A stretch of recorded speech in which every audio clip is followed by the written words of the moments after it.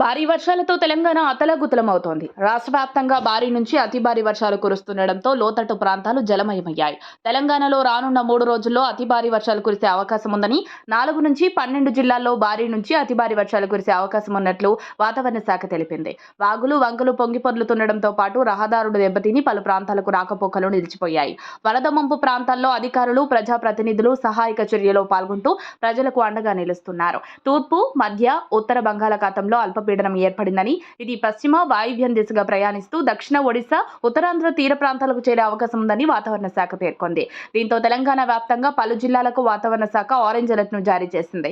మరికొన్ని జిల్లాలకు yellow alert చేసింది. రాష్ట్ర వ్యాప్తంగా ఈ రోజు కూడా వర్షాలు పడతాయని వాతావరణ శాఖ హెచ్చరిక జారీ చేసింది. ముఖ్యంగా 11 జిల్లాల్లో భారీ నుంచి అతి భారీ వర్షాలు పడే అవకాశం ఉందని పేర్కొంది. ఆదిలాబాద్, జగిత్యాల, కామారెడ్డి, ఆసిఫాబాద్, నిజామాబాద్, పెద్దపల్లి, సంగారెడ్డి, సిద్దిపేట, మెదక్, మేడ్చల్, నిర్మల్ జిల్లాలో భారీ వర్షాలు పడే అవకాశం ఉందని, దీంతో ఆయా జిల్లాల్లో కలెక్టర్లు, ఎస్పీలను తెలంగాణ ప్రభుత్వం అప్రమత్తం చేసింది. ముందు జాగ్రత్తగా వరద ముంపు ప్రాంతాలను గుర్తించి భారీ వర్షాలు, వరద వల్ల ప్రజలు ఇబ్బందులు పడకుండా అధికారులు అప్రమత్తంగా ఉండాలని రేవంత్ సర్కార్ అధికారులను ఆదేశించింది. భారీ వర్షాలతో పాటు వరదల కారణంగా రాష్ట్రంలోని ఆదిలాబాద్, ఖమ్మం జిల్లాలతో పాటు పలు జిల్లాలకు ఈ రోజు విద్యా సంస్థలకు ఆ జిల్లాల కలెక్టర్లు సెలవు ప్రకటించారు.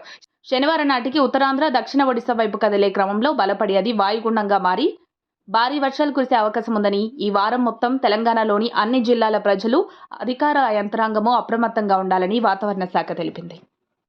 మరిన్ని అప్డేట్స్ కోసం మా కాయ్ టీవీని సబ్స్క్రైబ్ చేసుకోండి. మా వీడియో కనుక మీకు నచ్చినట్లయితే లైక్ చేయండి, షేర్ చేయండి.